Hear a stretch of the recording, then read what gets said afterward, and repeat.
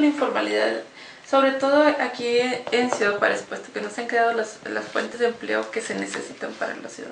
Mira, a mí me parece que esto de tolerar, no sé si sea la mejor expresión, me parece que tenemos una historia en México, una historia de dos Méxicos. Por un lado tenemos un México que es moderno, con sectores de alta productividad, obviamente que se encuentran en la formalidad, pagan impuestos, generan prestaciones para sus trabajadores, hay condiciones de excelencia dentro del marco del sistema capitalista.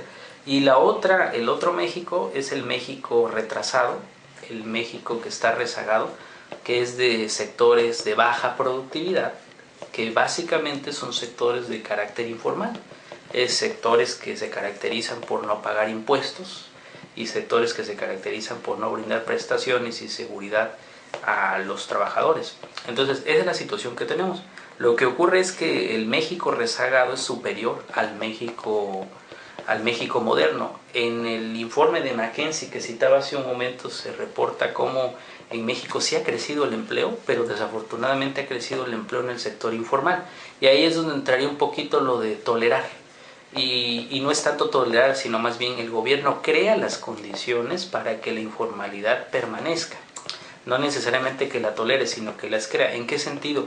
Se habla mucho en el informe de la incapacidad que hay para hacer negocios en el país, que cuando se quiere ser formal se tienen muchas limitaciones, sobre todo para aquellos que menos capital tienen. Entonces, en el caso de Ciudad Juárez, alguien tiene un establecimiento informal dedicado a la venta de alimentos y desea pasar de esa informalidad a la formalidad, pero se encuentra con que tiene que hacer una serie de trámites en el municipio y luego también de repente tiene que hacer trámites estatales o federales, sobre todo si planea contratar a alguien o a algunas personas para que le apoyen en el negocio, y eso va complicando el escenario de volverse formal y genera los incentivos para que ya no lo haga. Es decir, averigua qué es lo que se tiene que hacer, encuentra que es demasiado tardado o que es demasiado costoso o las dos, y decide ya no formar parte del universo de la economía formal, sino mantenerse como un informal, donde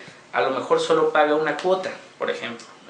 Es característico en Ciudad Juárez que si pagan los tianguistas, estas personas, sí, por el espacio que utilizan, o incluso el mismo municipio tiene ahí su dirección de comercio informal, si mal no recuerdo, así era en la estructura del municipio anterior.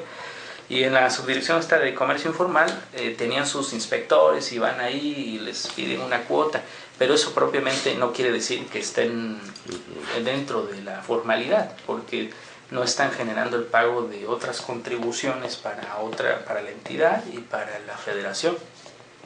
Entonces ese sería el escenario, y el problema es que mientras mantengamos estas condiciones de incapacidad o dificultad para hacer negocios, la informalidad va a seguir vigente. Y bueno, el problema es que entonces necesitamos que haya más actividades dentro del sector moderno que puedan arrastrar o que puedan absorber a esta mano de obra que se está incorporando a la informalidad. Y hay uno de los mecanismos, aparte de hacer que la creación de negocios y su operación sea más sencilla, tiene que ver también con el acceso al crédito. Como yo planteaba, los que más dificultades tienen y que están en la informalidad, aunque no exclusivamente, son los más pequeñitos. Entonces son pequeños porque no tienen capital, en esencia, y entonces necesitan recursos. El problema es que el sistema bancario vigente, ya después veremos qué hace la reforma financiera que se promulgó, si eso lo mejora, pero actualmente no les da recursos, los recursos que requieren para poder crecer. Entonces hay limitaciones de acceso al crédito, y eso también es un mecanismo que está incentivando la informalidad. Ahora también hay informales mayores, es decir, hay empresas grandes que también se mueven en el mundo de la informalidad, solo que no lo vemos, no es tan claro. Empresas, por ejemplo, que tienen contratado personal, pero que hasta antes de la reforma laboral subcontrataban, es decir, a través de otras empresas se hacían del personal, y de esa manera se evitaban el pago de sus contribuciones a la seguridad social, por ejemplo, ¿no? Y entonces esa también es una especie de informalidad vigente, pero como es en compañías o en empresas grandes, casi no la observamos tan fácilmente. Y al ser grandes tienen productividad elevada, entonces tampoco es un problema grave. En cambio las pequeñas tienen una productividad muy reducida y por eso se nos genera un problema, porque son un mar de empresas pequeñas con una productividad muy baja que hace que el promedio total de productividad del país se reduzca.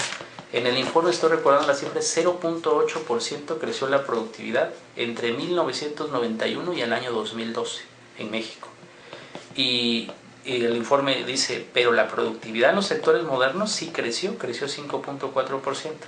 Y la productividad, el problema es el decrecimiento de la productividad en los sectores atrasados, que son básicamente informales. Y como es un mar, pues ese mar termina, digamos, devorando a las pequeñas islas de prosperidad que hay en el país. Digamos, ese sería el escenario básico, al menos desde mi punto de vista.